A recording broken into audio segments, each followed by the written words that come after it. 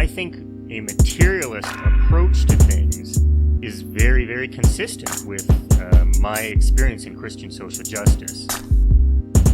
I feel like the deeper I get into anarchist practice, the deeper my faith is getting at the same time. I would hope that, securing means of life for all would be something all people of faith would say, oh yes, that's at the basis of what we believe. Those who are most marginalized know the most about the true, the good, and the beautiful. To me, it's less that I think building class solidarity is a bad thing, as much as it seems like if you don't attend to things like anti-Black racism, that's always going to get in the way of building class solidarity, actually. And when you go back, you find that a lot of revolutionary grassroots participatory movements, the precursors to what you could call the barrio assemblies and these grassroots neighborhood organizations, a lot of these were sponsored by the church.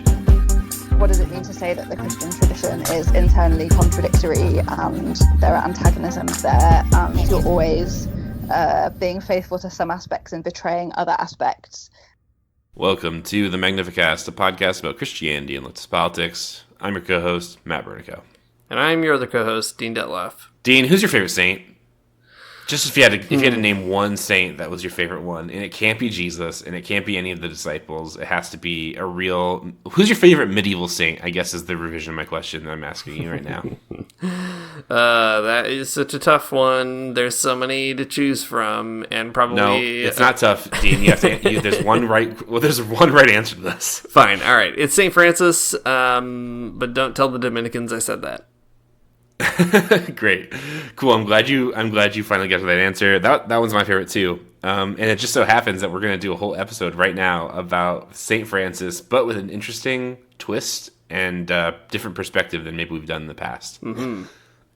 Lucky me that I chose right. Thank God. The whole point of our podcast is to look into the weird corners of Christianity and leftist politics. You know that already because you've made it this far. But Christians talking about leftist stuff is really easy to come by for the most part, right? Liberation theology, liberal theology, they all more or less reflect on how Christians might interpret social aspects of their faith into contemporary political frameworks. And we love that kind of stuff on this podcast. It's the most fun thing for us in particular. But it's also interesting to see sometimes the way that it can go in the other direction. So occasionally you'll find really catalyzing ideas and figures within Christianity that people on the left who are not religious or maybe, not explicitly religious, find interesting enough to pick up and use in their own work. And one of those characters is Saint Francis of Assisi. He's one of those folks that the leftist philosophers and theorists have often taken a special interest in. We did an episode on St. Francis and Karl Kautsky a while back, and you might remember that Karl Kautsky thought that St. Francis was a communist, and I think it's a compelling case. But in case you've never heard of Francis at all, I'll tell you a little bit about him.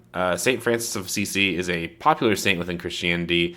Francis died in 1226 when he was 44-ish. I don't think we know exactly when he was born because of the medieval time period, but 44-ish is the consensus, I think.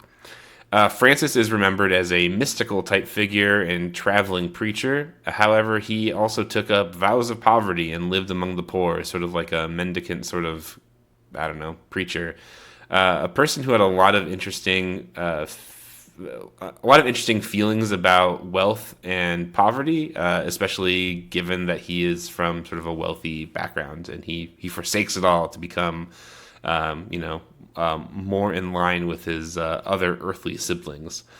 Francis is also really closely associated with a type of environmental theology and also a type of mysticism, I think, that considers humans as siblings to creation rather than the dominators of it.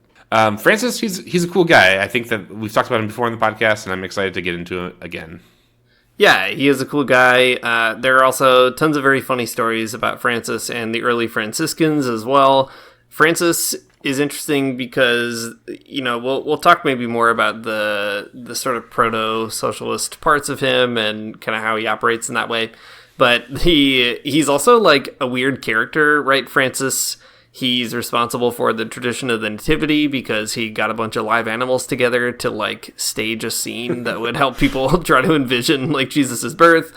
He reportedly had the stigmata, bleeding from his hands and feet, and there's like a funny bit about that where he appears to his followers afterwards, and there's this sort of like bizarre, almost like dangerously close to parody, but more appropriately called imitation of like Jesus Christ, where they're all like, "Oh my gosh, we thought you were dead."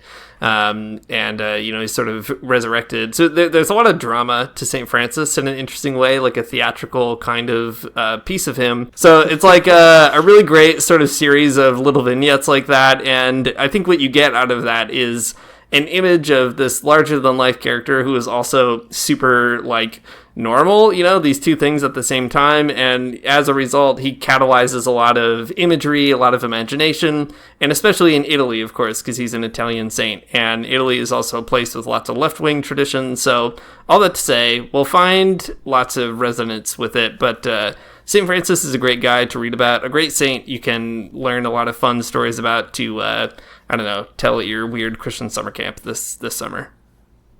I do love that maybe Francis is the reason that we do have the live nativity. That's really great. Like the bane of youth group kids everywhere. Exactly. Who have to stand like outside their church in the cold with like a sheep and a horse or whatever. That's right. You can blame St. Francis. I'm blaming him. Yeah, well, we can talk more about who Francis was like in a little bit. Lots of great stories, lots of interesting anecdotes. But you can definitely see some themes emerging from his life that might be interesting to people on the left. Poverty and ecology, and lots of communist feelings for sure, right? I think that's a big one. So in this episode, we're going to do an extremely haphazard of the history of St. Francis from the perspective of like leftist and postmodern political theory. I don't think anyone's ever done that before. But what we've done is compile some places where Marxist, post-Marxist, postmodern political philosophy kinds of people are talking about St. Francis and like what they are using his appearance for. Some of them I think are more interesting than others, but it is really fascinating the way that this one saint. I mean, you got to imagine that amongst this particular crowd of people, Christian saints not the most popular, but Francis does make a constant appearance kind of in these weird political philosophy texts. And I don't know. It's an interesting thing. So we're going to read through some of them and talk about what they mean and like the rhetorical, function that Francis has in these works.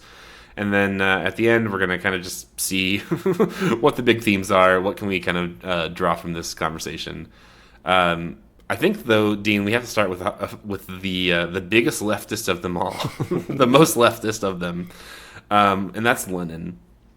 So, Dean, I found this interesting quote that I think is probably apocryphal, but it's hard to tell. So this is a I have to tell the story of how I found the quote because it's part of why the quote was so good. So I was just like randomly kind of searching for different sort of Marxist types who talk about St. Francis. And of course, like one of my Google searches was St. Francis of Assisi and Lenin. Because I just like, I thought to myself, there's no way this is possible. But there is a quote from Lenin about St. Francis. But it might be a fake quote.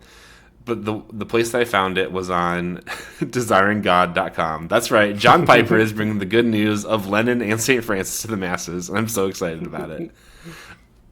All right. So on John Piper's blog, he's talking about Francis. It's like it's a blog that's like, I don't know, has some kind of like significance in the calendar. So he's talking about Francis. The Lenin connection is very bizarre.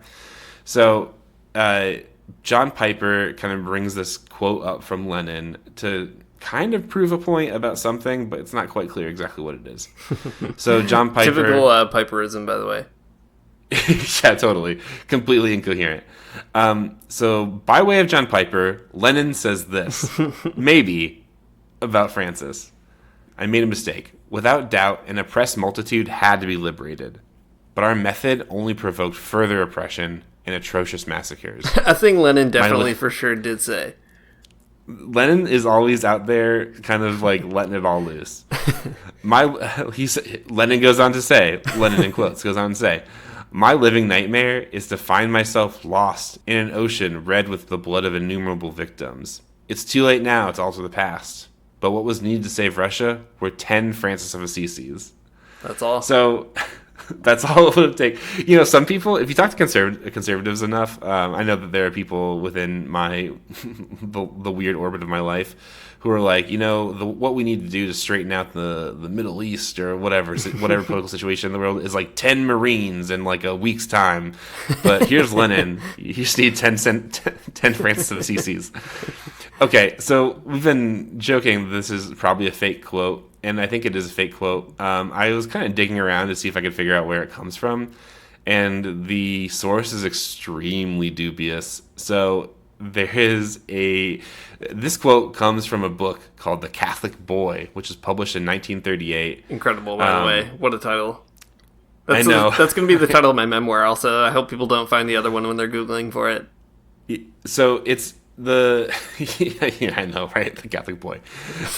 So the book is written, but that quote comes from a story in the book from a Hungarian priest who allegedly was a former classmate and confidant of Lenin, who, you know, he knew, I guess. So I don't think that's probably, it's like, this is a second-hand source, right? It's not, it's even like a third-hand source. So I don't think it's probably true, but it is interesting. People, especially Christians, love to try to like rehabilitate the world's, like, who I guess people who they perceive as the world's worst villains, and give them like a deathbed confession moment. And that is very much this kind of situation where, you know, I remember growing up in the church and hearing like that Darwin really regretted everything and he accepted Jesus on his deathbed or whatever, which is not true either. But Christians, they love to do this kind of thing, and we're seeing it right here. Yeah, it's great. John Piper, as we've noted a long time ago on the show, also has some extremely funny things to say about communism in general.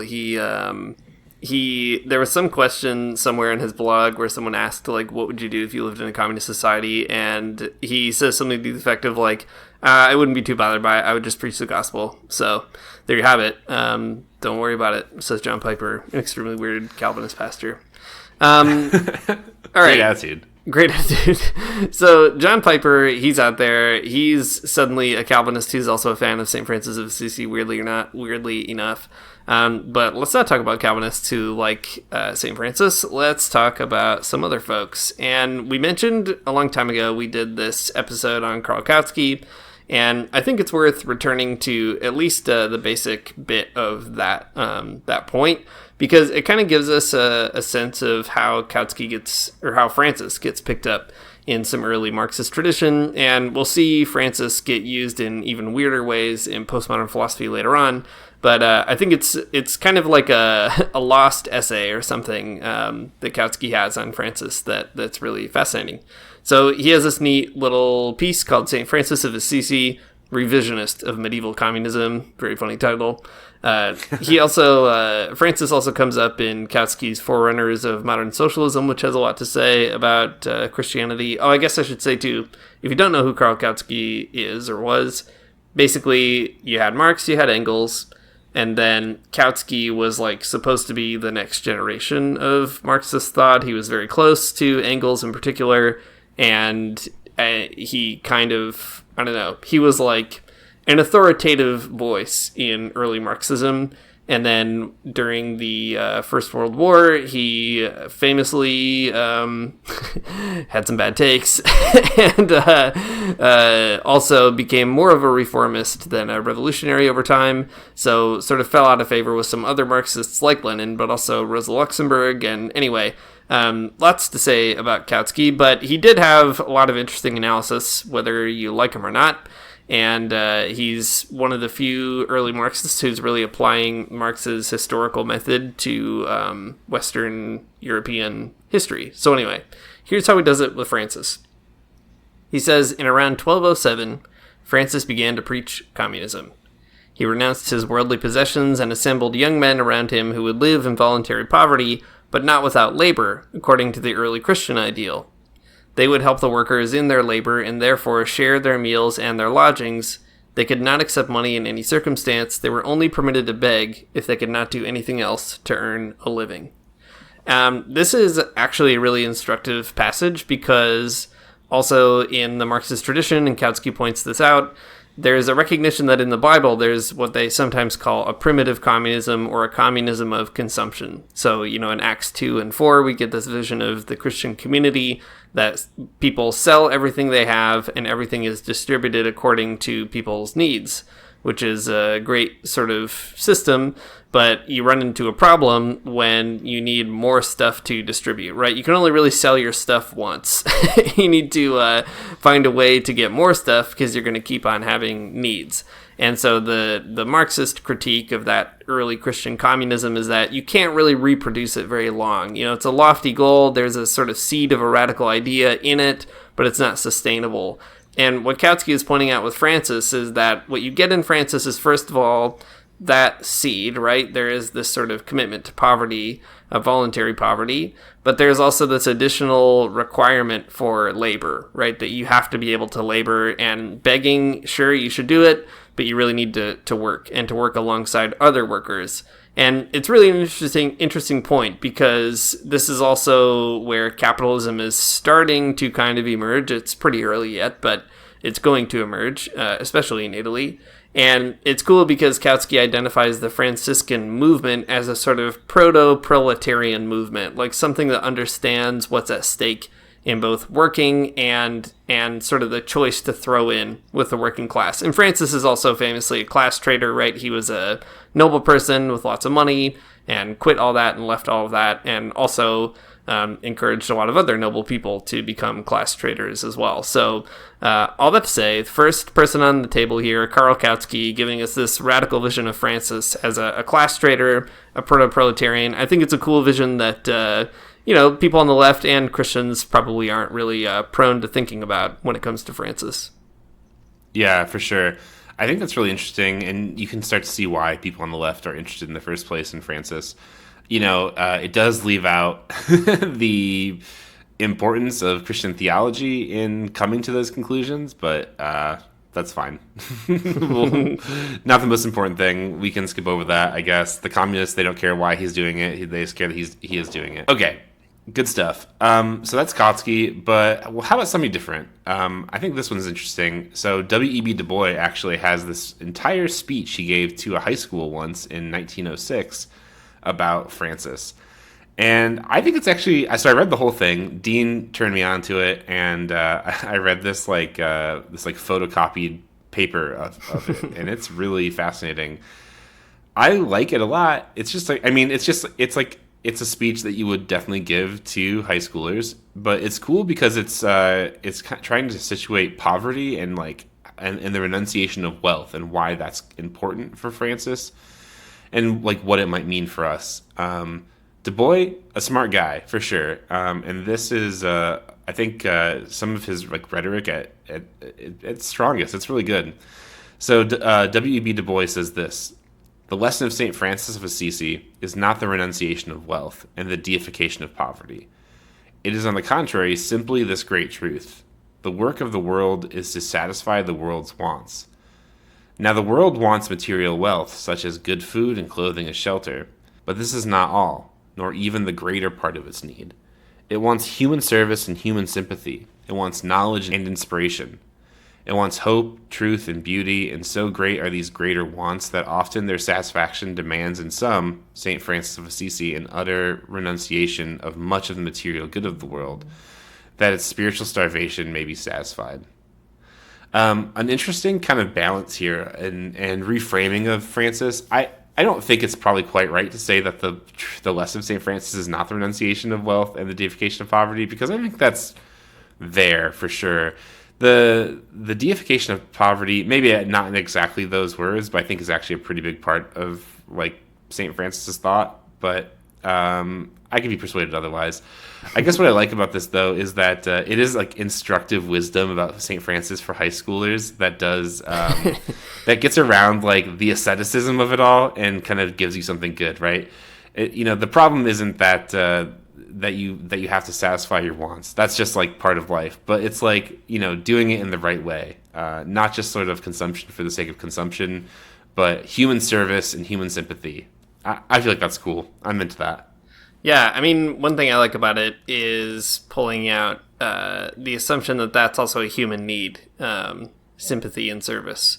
That is a neat thing that you don't always get in, especially Marxist literature. I mean, DuBois, he becomes a Marxist, but he has kind of a moment of being just like a cool progressive guy.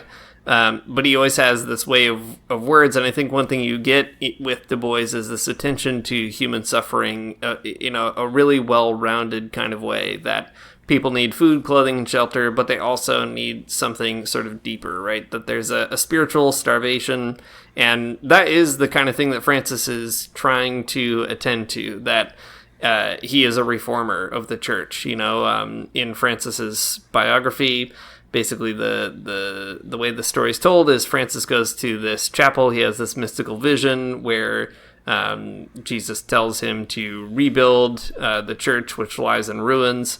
And the way he's going to do that is through voluntary poverty. So you do get this this renunciation of wealth, but it's with this kind of, evangelistic aim to recharge the church in some way or other, but also to meet the demands of the people who are poor. So Francis would go around and just hang out with the poor all the time, especially before he became a guy who founded an order. He was trying to sort of see, what are those basic human needs, and they are more than material. And I think that's something that is maybe like hard to say for people on the left, because you get really yucky Christian ways of papering over material needs that way, right? Like, I've heard all kinds of evangelicals, for example, when they talk about, let's say, I don't know, the importance of like international aid or solidarity aid or whatever, people will be like, that's great, but are they bringing them the gospel? Because at the end of the day, like, if they get food and they still go to hell, isn't that bad? Like, I've heard Christians say that. It's an extremely weird opinion to have. That's obviously not what DuBois is saying, and not what St. Francis is saying either. And I think there's something about, like, trying to figure out how do you plot the spiritual need of people alongside those material needs that DuBois is uniquely kind of calling our attention to. That's a good thing as well, maybe to find in St. Francis. Yeah, I think so. Well, okay, so far we have two things out on the table. We've got Kautsky's sort of like really straightforward reading that Francis is a communist and that's his whole thing, which is fine and good, and it's leaving out the theological and maybe ethical element to Francis's thought. And then we got DuBois, who's saying something altogether different about maybe the ethical angles of his thought. But in both of these, Francis is definitely that Reformation type of character in the church, right? He's somebody who's bringing a whole different type of message to what Christianity is about, and like what Christian people should be doing in the world and how we should be thinking about it. Yeah, and that's cool. We're probably going to talk about a few more examples that are similar to that in a few minutes. But I do want to kind of bring up really quickly a more boring but still interesting and worthwhile perspective from the left on Francis. So we have these Reformation types of conversations, but there's also a lot of other commentators, philosophers, political theorists on the left who will use St. Francis as a way to demonstrate like the ways that the Reformation fails. That's a big talking point. So he is a reformer, but also there's others that kind of paint him as like an opiate of the masses kind of moment where the Catholic Church subverts and subsumes Francis' initial mission with regards to poverty and so on. So in the book The Mirror of Production by Jean Baudrillard, who is a very wild French philosopher, he goes out of his way to talk about the ways that St. Francis was like, invested in this like this life of voluntary poverty, but was used by the Catholic Church sort of like a chess piece in the larger scheme of like inter-church politics at the moment, with regards to reforms. So, man, we don't have to get into the medieval history of it all, but like at the time, like in Italy and like a lot of other places in continental Europe, there were these movements. These other kind of competing mendicant movements that were not that different than Francis in a lot of ways, but that were more critical of the church and more critical of the hierarchy, but still embrace the type of poverty that Francis did. So, for example, there's a group called the Waldensians, who were, doing some similar things, but more critical of the church hierarchy.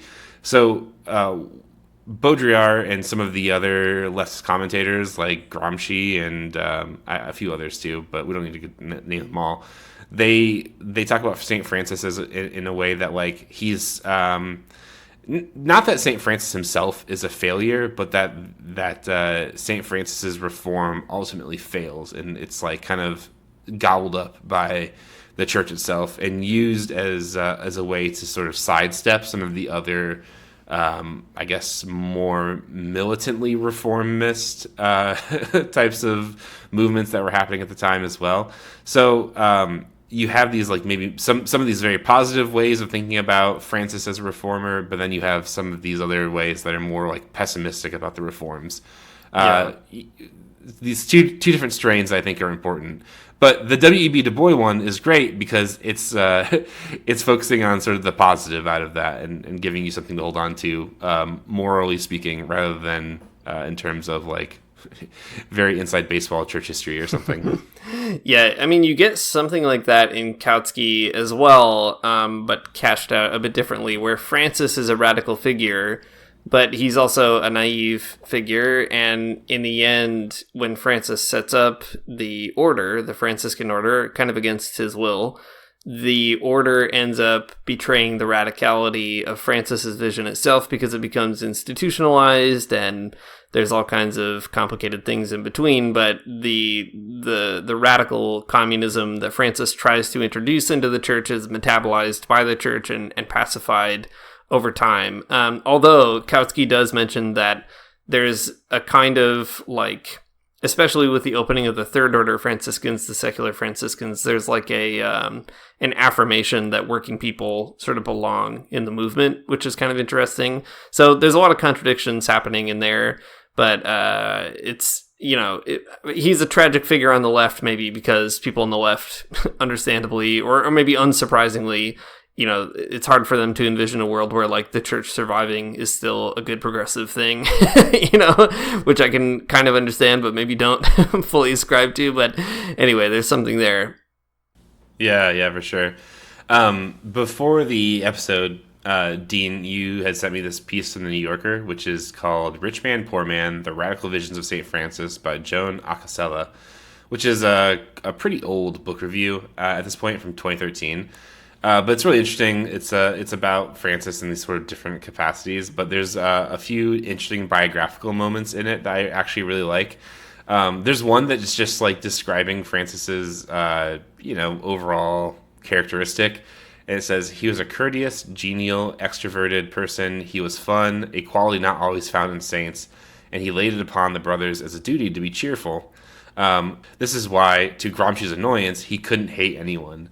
Because another of Gramsci's critiques is that he's not radical enough. He's not hating the rich enough for Gramsci's taste. But I do like the idea that there's all of these these like high-minded, some postmodern, some just Marxist philosophers who are really weighing in on like what St. Francis is worth. At the end of the day, if they actually met St. Francis, he would not give a shit about any of this. Yeah, exactly. Like whatever. He is he'd be out there talking to the birds instead of reading any of these guys' books. He has a real capacity for, I like the word fun, specifically. Actually, okay, I have a story I was going to save till we talk about a different philosophy later, but maybe this is the time to do it. So it also in the Little Flowers of St. Francis, which you can just read everywhere on the internet, by the way, it's an old book. There are all these stories of Francis and the gang, and they're going around doing whatever it is they do, doing a lot of medieval jackass kind of stuff, which is great, just really getting in trouble. And I wanted to read one kind of short story about a guy named Brother Juniper, one of my favorite characters in it. Brother Juniper is the guy who's constantly just, I don't know, causing a scene. So the title of this anecdote, I'm going to read it, is How Brother Juniper, in order to be despised, played a seesaw. So here's a great medieval story. As Brother Juniper was once entering Rome, the fame of his sanctity led many of the devout Romans to go out to meet him, but he, as soon as he saw this number of people coming, took it into his head to turn their devotion into sport and ridicule. So, catching sight of two children who were playing at seesaw upon two pieces of wood, he moved one of them from his place, and mounting on the plank in his stead, he began to seesaw with the other. Meanwhile, the people came up and marveled much at Brother Juniper's seesawing. Nevertheless, they saluted him with great devotion, and waited till he should have finished his play to accompany him honorably to the convent. Brother Juniper took little heed of their salutation, reverence, or patient waiting, but gave his whole attention to his seesaw. And when they had waited thus for a long time, they began to grow tired, and to say, "What folly is this?" Some few who knew his ways were moved to still greater devotion, but at last they all departed, leaving Brother Juniper on the seesaw. While they were gone, Brother Juniper remained full of consolation, because he saw in what contempt they held him. Then he came down from his seesaw, and entering Rome with all meekness and humility, came to the convent of the Friars Minor. So this is a great example of how bizarre these people are. Like, Brother Juniper's whole thing is like, oh, all these people, they're really pumped to see me. I don't like that. So he just takes a kid off a seesaw and seesaws on it so long that people hate him. And he's like, yep, that's the whole point. Anyway, see you later. So that's the Franciscan movement. Kind of moment. Yeah, exactly. Get that guy on medieval reality TV for sure. A real kind of Eric Andre, Tom Green, he's out there. But, you know, the point is not just to be a silly story. I think there's a kind of like, you know, radical rejection of sort of worldly accolades in that narrative, but it's told in such a way that also embraces like childishness and there's something kind of anarchic or anti-capitalist about that spirit as well. Yeah, totally. I mean, I think that's a big theme you'll see in a lot of sort of like Franciscan type stuff, though, right? Is you have to reject those like the worldly accolades and find ways to humble yourself. I mean, it's like some situationist stuff for sure, though, right? You got to create a moment where you're going to make all these people mad and subvert their expectations and make them think about the world differently. It's great. Love it.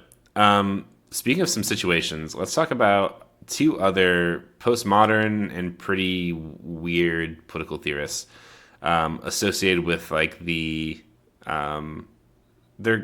for sure, like socialist politics and communist politics, but they come out of this sort of different tradition of like Italian autonomism. So Antonio Negri is a guy that you might have heard of before. He is an Italian Marxist who was really active politically in the 70s, and he was like a professor of philosophy, but also like, I mean, active in the movement. Antonio Negri, he was even imprisoned because the Italian state thought that he was in league with the people who kidnapped a Italian politician named Aldo Moro, but he didn't have anything to do with it and was innocent. But that didn't stop the Italian state from arresting him, unfortunately. He actually was barred from coming to Canada because of that. Yeah, that's right. I mean, wild. I mean, because they got him on like sort of terrorism charges because of the association. Some bonkers stuff. Anyways, later in his life, now he can't go to Canada, but he is still a pretty famous Marxist philosopher. He's probably most well known for writing a trilogy of books with this guy named Michael Hardt, who is like a literary theory kind of guy, but it's also pretty engaged with politics. They wrote 3 books. One of them is called Empire. One of them is called Multitude, and one of them is called Commonwealth. And that's me remembering all 3 of these books names right off the dome.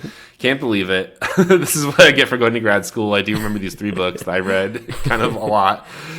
Anyways, in the book, the three books, there's a whole culture industry around people critiquing them within academia, and like in the early 2000s, these were the books to be reading if you were interested in socialist stuff. Mm-hmm. Probably actually like really defining, I think, actually for the political thought of like the Occupy movement. Totally. Yeah. Yeah, sometimes for better and sometimes for worse. They're interesting books for sure. I like them. I think they're really interesting, but they are not without considerable problems. Anyways, in the second book in the series, Multitude, they're trying to define a revolutionary subject that is more expansive than like the idea of the proletariat. And I was thinking a little bit about this book kind of in preparation, and it is like eye-rollingly early 2000s. It's just like, it's a little bit unserious to think about it now. But anyways, they have a chapter. They have a paragraph in it about Francis. The last paragraph of the whole book, even. That's right. The last paragraph of the whole book is about St. Francis, and it's interesting. What I like about these books is there's definitely some good rhetoric, and this is one of those moments of like really strong rhetoric. A great way to end the book. So I'll read it here, and we'll talk about it. Hardt and Negri write, "There is an ancient legend that might serve to illuminate the future life of communist militancy, that of St. Francis of Assisi. Consider his work. To denounce the poverty of the multitude, he adopted that common condition and discovered there the ontological power of a new society. The communist militant does the same, identifying the common condition of the multitude, its enormous wealth. Francis, in opposition to nascent capitalism, refused every instrumental discipline, and in opposition to the mortification of the flesh, in poverty and in the constituted order, he posed a joyous life, including all of being and nature, the animals, sister moon, brother sun, the birds of the field, the poor and exploited humans, together against the will of power and corruption. Once again, in postmodernity, we find ourselves in Francis's situation, posing against the misery of power, the joy of being.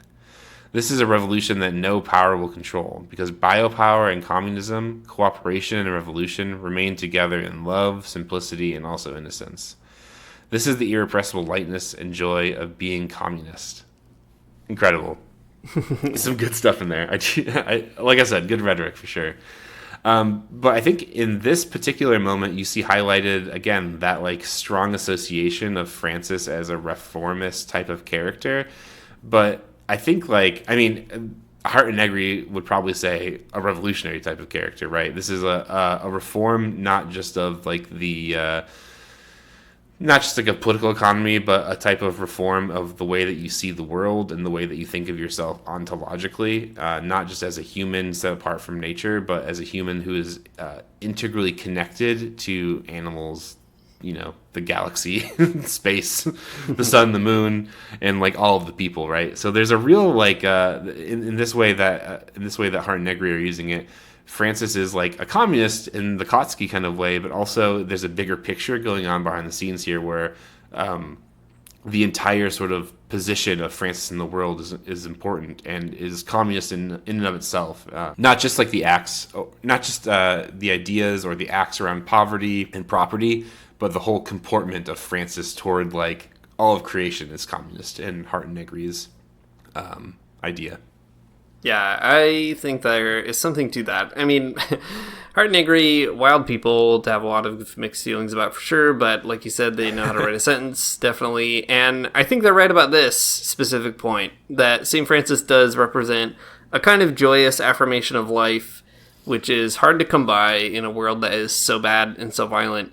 And there is a resonance there with what communism ought to be. And that is one thing that I do think the autonomous tradition has right, and that Hardt and Negri have right, which is that communism doesn't have to be a tradition of just like being a huge bummer at parties, right? Like, it's not about sort of thinking about the most negative interpretation of the world that you can conjure up and, whatever, smoking too many cigarettes and just like hoping for the best, which I think is what communism can amount to. It's a maybe putting it this way, like, it's not about sort of cultivating the how to blow up a pipeline affect, the sort of dour gray sky type of aesthetic. There's something sort of about affirmation that's involved, affirming every single being that exists and trying to say that we have some common destiny and throwing in with that and being willing to have a good time, being willing to get on that seesaw and not get off. There's something about that feels really, really communist to me. Yeah, I think so.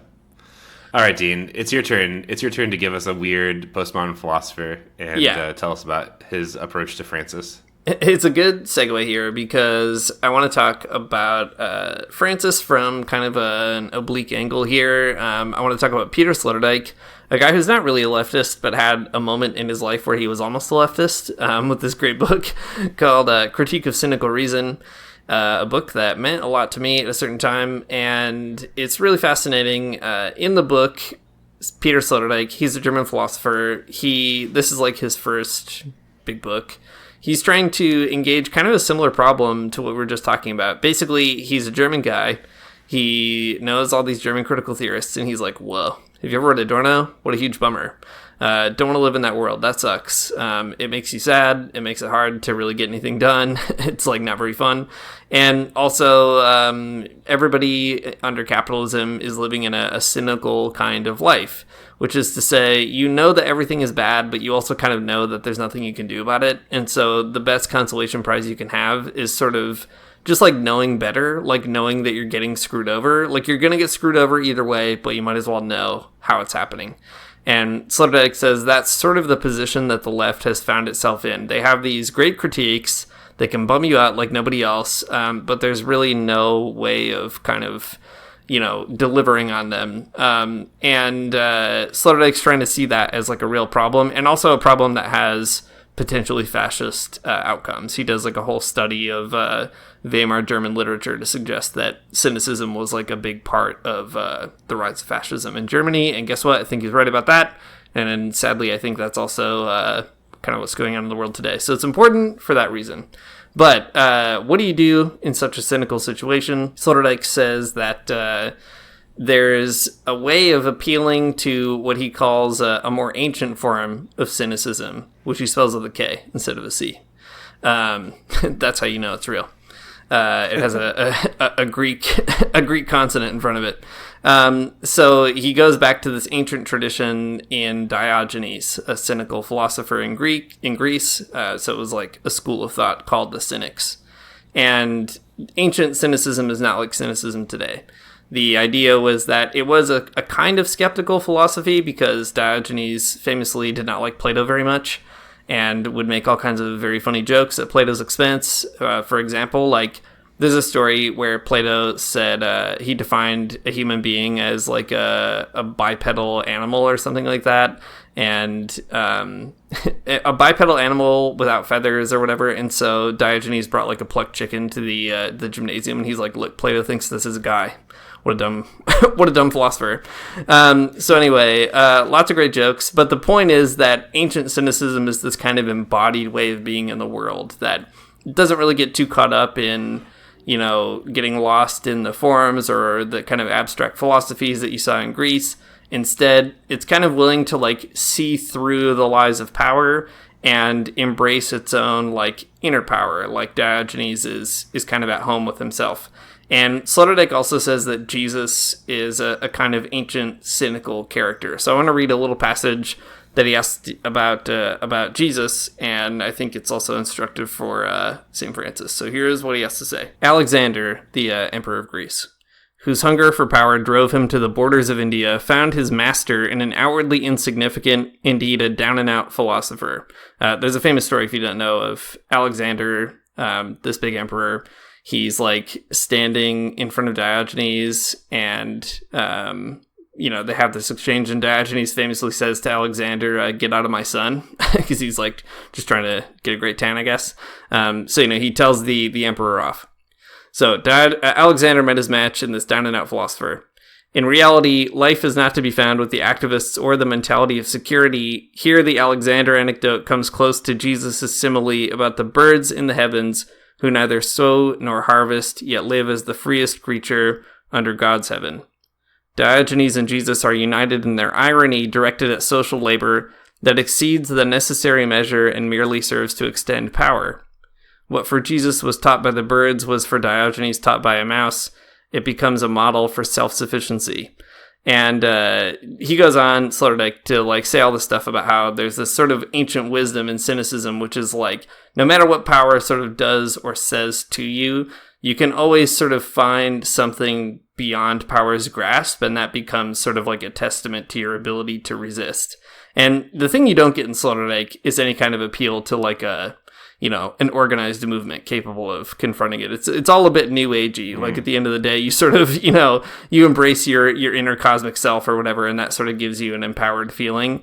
But what I think he's totally right about is that there is this, this embodied irony, this sort of pointing toward the birds of the air, the lilies of the field. That's where you find a moment of resistance to empire. And you see that with someone like St. Francis. And he points to the Franciscans in this book as carrying through that cynical impulse in the medieval period. So they get it from Jesus, but they also get it from Francis. And the key is that there's this way of kind of, refusing whatever the empire wants you to think, but not in a way that makes you cynical, but rather in a way that makes you sort of affirm your own bodily reality and kind of work from there. And I think that's really, like, importantly, a healing moment in a world of brutality, right? Like, when you turn on TV and Fox News is there and Tucker Carlson's on TV and off TV and everything else, like, it can kind of drive you insane. And I think there's something about just sort of, like, getting into that Franciscan spirit of joy and affirmation and being like, well, that's not all there is. And that's sort of an anchor point from which you can maybe get enough,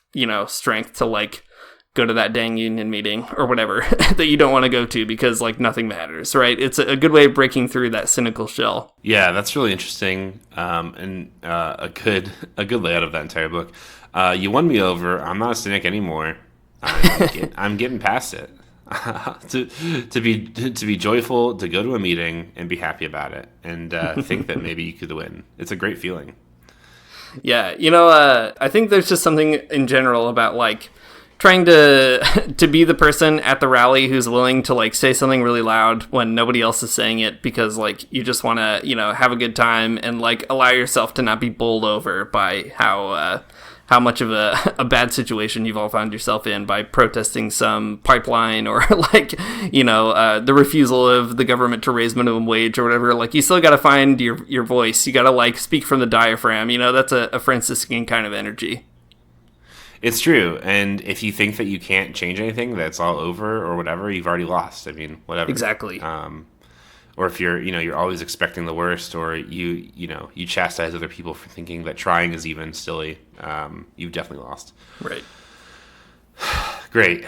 I'm trying to think of a good segue to fit this one in, and I can't really think of a good one. So I'm just gonna. This is the bad segue that we're doing now. So far, we've talked about a lot of people who are leftists or continental philosophers, if nothing else. But now we're going to talk to somebody who is not really a leftist, but is not really on the right either. He's not a centrist. A complicated political thinker, for sure. Just a guy writing books. He is just a guy writing books. That's true.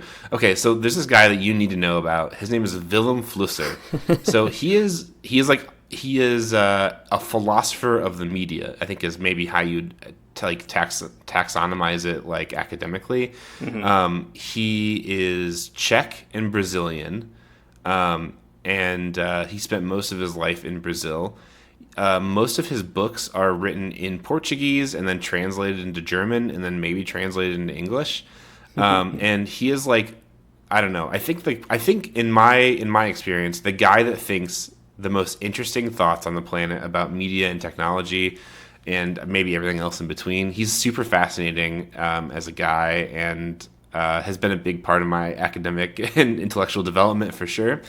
But also completely, like, not like a systematic thinker, really hard to nail down sometimes. He has a lot of very radical thoughts, and that's cool, but also very complicated at the same time. It took him, like, a long time to kind of even get into he was a professor of communication in Brazil, but, like, it took him a long time to get there because he's, like, kind of an autodidact, like, in the very weirdest ways. He doesn't have, like, a lot of academic degrees or anything like that. He, like, worked in, like, a computer repair shop for, like, a long time in Brazil. It's just, like, all these things stacked on top of each other, but he's, like, this extremely like, brilliant thinker. And he has something interesting to say about St. Francis. But before we get there, Dean, what's your experience with Flusser? Because I want to endorse him as heavily as I possibly can. Flusser, yeah, he is the best guy you've never heard of. And everything he said is right. He also has some really fun approaches to philosophical writing that are really rewarding. Like, when you read an essay by Flusser, I find you have to read it very slowly, but it's, like, really fun to do. He kind of leads you down a lot of paths. He makes you think stuff you'd never think. He has this great essay, for example. Here's, like, a great one that A great philosophical point that I keep in my back pocket for when someone says, like, tell me something interesting about philosophy. Vilem Flusser has this cool point where he has an essay on it's on language and digital culture, and basically says, words, what are they even? Guess what? They're just little pictures, right? Letters, they're little images that people drew at one point. And we decided to sort of call them words. We became literate people. And for a long time, we've had literate societies, right? Reading societies. And that's a wild thing. But now there's this new kind of irony with digital media where people write all kinds of code and they use language to build images in this weird reversal. So there's this kind of primacy of the image, then you get into the word, and now we're having this kind of primacy of the image again. And Flusser is like, what a weird thing that now we live in a world that is just like inundated with images. This is before like smartphones and stuff. And, what will that do to like our psychology to sort of move away from being a more literate-based society to being a more image-based society? And, man, it's a great thing that will keep you thinking all afternoon. But the best thing that Flusser ever wrote is the thing that I want you to introduce, Matt. But I'll give the very beginning pitch. It's a great book called The Vampiritudes Infernalis, The Vampire Squid from Hell.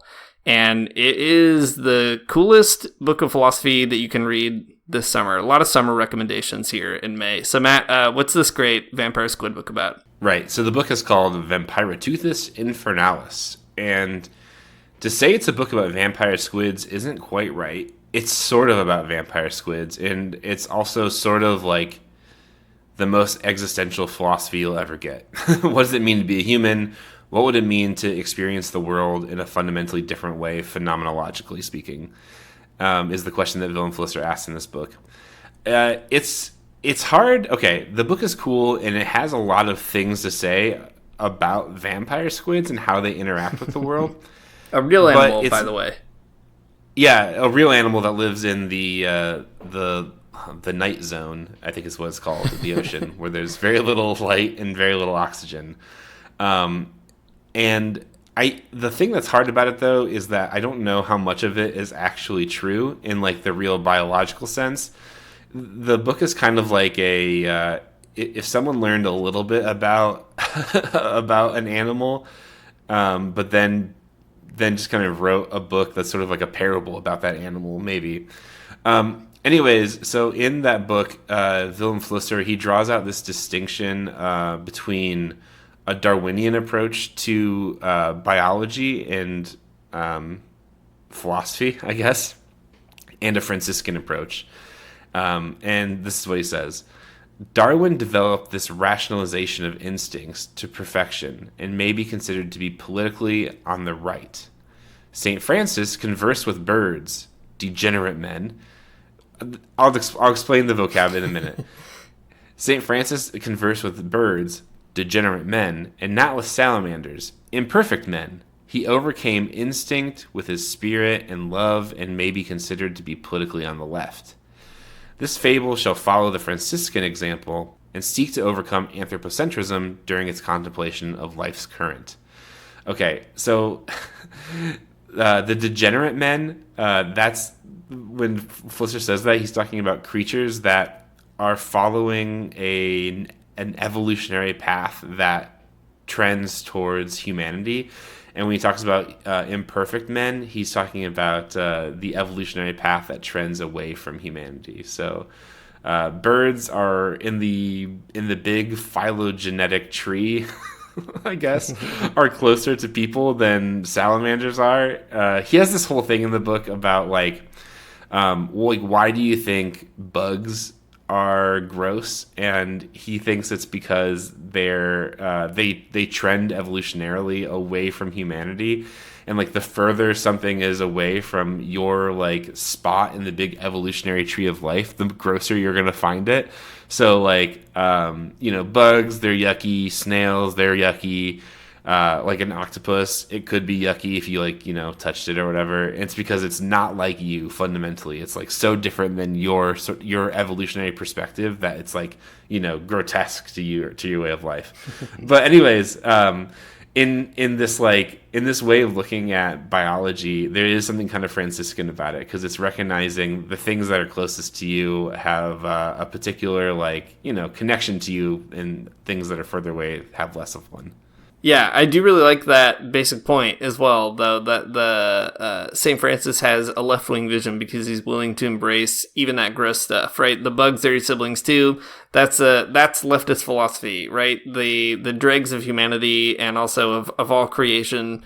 That's the kind of thing that you have to sort of make yourself common with. I mean, that's what you see in the Hardt and Negri reflection as well, right? That Francis is willing to take on whatever is common. And that is a radical position, as opposed to this Darwinian hierarchy of being willing to crush a creature because it's too far away from you biologically or something to have solidarity with it. And I think there's something also really true about that Francis does offer this vision of creation where everybody is a sibling. And that is kind of a leftist aspiration, that we want to live in harmony with the earth. We want to sort of be plugged into the earth as part of its metabolic processes instead of interrupting those processes by whatever it is we're doing for our own gain. I think it's great. We promised Flusser's great, and guess what? Here you go. A really cool insight on St. Francis in a book about vampire squids. You'll literally never read anything like it in your entire life. So That's right. You should get this book about vampire squids. It's worth your time. If you like reading, it's definitely worth your time. If you don't like reading, then you've done enough already. If you don't like reading, there's actually one edition that does have there's 2 editions out there, and there's one of them that has a bunch of sketches of vampire squids at the back, so you can just have that one. That's true. That's a good one. Yeah, there's the one that's from Minnesota Press is the one that's it's translated from German, and then there's one from this very bizarre press called Atropos Press that's translated from the Portuguese. And personally, I like Portuguese better, but they're both good, so it's fine. Who cares? All right.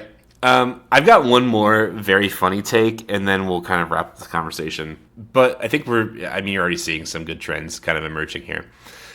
So another leftist that comes out of Italy, interestingly enough, and has a big history with the Autonomia movement there, the autonomous Marxist movement in Italy, is this guy named Franco Berardi. He has written a lot of very cool books. If you want a recommendation from him, there's a book called The Soul at Work that you should read, and it's about what happens to your soul when you're working. And I gotta tell you, it's not very good. Anyways, Berardi is a really interesting thinker. He has a lot to do with Felix Guattari, who is a French postmodern kind of thinker, and has a lot to say about, that's it. That's all I want to say about him. That's fine. Anyways, but Berardi, he's still alive, and he's also very in sort of the art world and more avant-garde and conceptual types of art. You'll often see him writing for an online magazine called Eflux, which is a leftist-ish art magazine. Anyways, this is from 2015, so it's dated, but I think it's such a funny story that does have something to do with Francis that I think is worth telling about. So this is from an article called Petition to Pope Francis for the Final Abolition of Hell. The article is like this. In 1998, the Argentinian artist Leon Ferrari sent a petition addressed to God's representative on earth, the Pope, the Roman Apostolic Catholic Church, John Paul II, asking him to abolish hell, a place of endless torture and suffering to which the majority of mankind is condemned.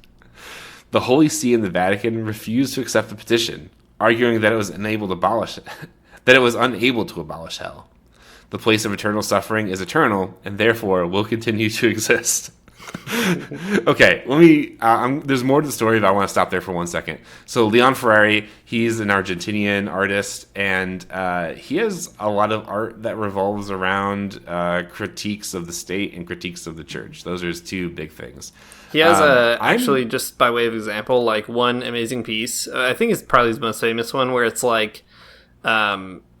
Jesus being crucified on a fighter jet, and it was a critique of the Vietnam War. I think that's probably the only thing I've ever seen from him, but it is very cool. Yeah, that's the famous one. It's called Western and Christian Civilization. It's a 6.5 foot tall plastic model of Jesus being crucified on a fighter jet. Definitely the most striking. He does also lots of like painting and etching that's I think more conceptual and maybe not as exciting as a 6 foot tall Jesus on a fighter jet. But like when you've already done the 6 foot tall Jesus on a fighter jet, it's hard to top that. It's like true, he did that, and then it's like, what else can you do in your career? Okay. Well, I guess what you could do is you could try to convince Pope John Paul II to abolish hell. Pretty up there, honestly. Okay. So step one, he tries to send a petition to the Vatican to abolish hell, and the Vatican says, sorry, we can't do that. The story goes on. In December 2001, while financial demons ran rampant in Argentina, Ferrari wrote a second letter to Pope John Paul II, repeating his plea. Again, without any success. Unfortunately, Catholic sadism would not bend. Eternal torture would continue to be practiced in this covert place called hell. And also in the hidden layers of social unconsciousness, fueling terror and violence. In 2013, Leon Ferrari was getting ready to take his final leave from earthly life when Mario Bergoglio, Archbishop of Buenos Aires, also known as Pope Francis, and the artist's friend/enemy, was elevated to Peter's throne under the name Francis. I love that. I love that they are friends/enemies. I think that's great. Just before taking his final breath, the great Argentinian artist asked for a glass of good red wine and drank a toast to Bergoglio. Was the miracle finally about to happen? The article asks. At the end of his first Stations of the Cross, Pope Francis declared that God did not condemn anybody, and also spoke other words that seemed to imply that hell, about which so much has been said, did not exist. That's putting it pretty strongly, but fine. A ferocious debate was unleashed in the global mediascape, a truly infernal place. I love this article, it's so good. Between those who interpreted the Pope's words as the end of eternal torment and those who argued that the words of the Supreme Pontiff were simply metaphorical and that eternal torment could not be doubted. Okay, it ends like this. We, citizens of the world, ask Pope Francis to clarify this crucial point, and more precisely, we pray for the final abolition of hell, that place of barbarism, a mental source of hate and violence. Let's now remind ourselves of Francis of Assisi's Laetitia, when he found himself close to Sister Death, and hope that all men and women of the world can be freed from facing up to death with the same spirit. Further still, we ask Pope Francis to help us eradicate the earthly hell of financial capitalism and of the war, which is an everyday experience for billions of beings, indigenous people, workers, the poor, unemployed, victims of war, and clerical colonialism. So in 2014, 2015, Franco Berardi, along with this particular artistic collective, they launched petition to popefrancis.org, which is no longer functioning, but they started the online petition to build support to get Pope Francis to abolish hell, which is so funny on so many levels. But I think this is interesting. So there's a connection to St. Francis in this, which I think makes sense, right? That there's a type of Francis was a Catholic and an Orthodox one, right? But there's a type of comportment towards the world that St. Francis has that is sort of runs counter to the extremely dour and uncertain existence of hell that you get with somebody like John Paul II or something. Mm-hmm. But also, I think the whole exercise is actually extremely Franciscan in the way that this could definitely be a story in the Little Flowers of St. Francis book. Yeah. It's something silly that you're gonna do. That is definitely going to I don't know. It's silly. It's goofy. It's people are expecting you, a very smart artist, a very smart social theorist, to say something really important. And instead, you're going to spend a lot of time making a petition to get the Vatican to abolish the whole idea of hell, which is great. A very cool idea altogether. I think it's very fun. Yeah, I agree. So there you have it, a little bit of a haphazard history of how St. Francis has been brought up in some left and philosophical conversations of the 20th and 21st century. Francis is a wild guy. I think on our last episode, the way we concluded it was by saying that whether or not people think Francis and the Franciscan movement sort of betrayed the radicalism at the heart of it, the fact that Francis is a part of the church, a saint in the church, and so on, means that kind of vision is never lost within the church. It can always be maybe reactivated. And I think it's cool to see how it comes about outside the church as well. I don't know, Matt, what's maybe the most the most interesting sort of way that Francis seems to keep speaking through, like the late 20th century and 21st century for you? Yeah, I mean, I think that the general observations with regards to like Francis as a type of reformer is really cool, and to see that like anytime the left needs like an interesting and joyful reformer, that's the go-to. It's very cool. I think, though, the part missing from a lot of these conversations of people on the left is Francis's ecological connections. I mean, except for Flusser, who completely gets that for different reasons. But you'll see that more in liberation theologians like Leonard Boff. But man, I think that's the part they're all missing. That's the part they're sleeping on. The ways that Francis rejects a hard type of anthropocentrism in his whole life is really important, and I think worth more consideration from people on the left. Yeah, that's good. It kind of reminds me at the end here, like Alistair MacIntyre, the Catholic philosopher who was a Marxist and an Aristotelian and then a Thomist. He famously ends one of his books, After Virtue, by saying we need a different Saint Benedict. That Saint Benedict is kind of the person we need for our time, and I think he's wrong about that. I think what we really need is another St. Francis to get us out of this mess. Hardt and Negri are right. Maybe not about everything, but definitely about that. And I thought maybe I'd close with another story of this great brother this great brother Juniper, one of the coolest Franciscans. How does that sound, Matt? Sounds great. All right. So the title of this one is How Brother Juniper Gave All That He Had to the Poor for the Love of God. And it goes like this. Brother Juniper was so full of pity and compassion for the poor that when he saw anyone poor or naked, he immediately took off his tunic or the hood of his cloak and gave it to him. The guardian therefore laid an obedience upon him not to give away his tunic or any part of his habit. A few days afterwards, a poor half-naked man asked an alms of Brother Juniper for the love of God, who answered him with great compassion. I have nothing which I could give thee but my tunic, and my superior has laid me under obedience not to give it, nor any part of my habit to anyone. But if thou take it off my back, I will not resist thee. He did not speak to a deaf man, for the beggar forthwith stripped him of his tunic and went off with it. When Brother Juniper returned home and was asked what had become of his tunic, he replied, A good man took it off my back and went away with it. And as the virtue of compassion increased in him, he was not contented with giving his tunic, but would give books, clocks, or whatever he could lay his hands on to the poor. For this reason, the brethren took care to leave nothing in the common rooms of the convent, because Brother Juniper gave away everything for the love of God and to the glory of his name. So that's the energy that we really need to get going right now.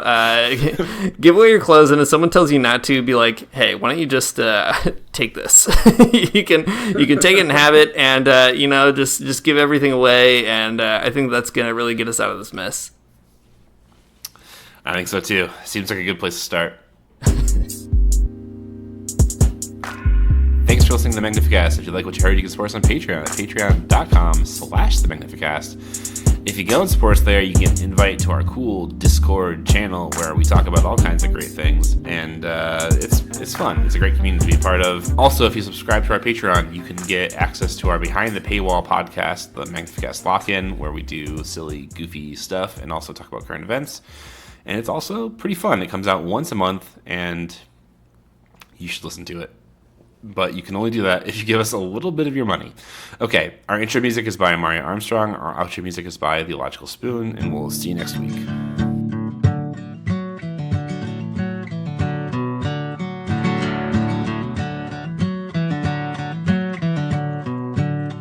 I don't wanna get up for church in the morning, souls alive. Heaven come to earth and there won't be no church. We'll meet down by the riverside. There we'll swim with all creation. Never get tired, never bored. Don't worry, someday there'll be no dam between us and our Lord.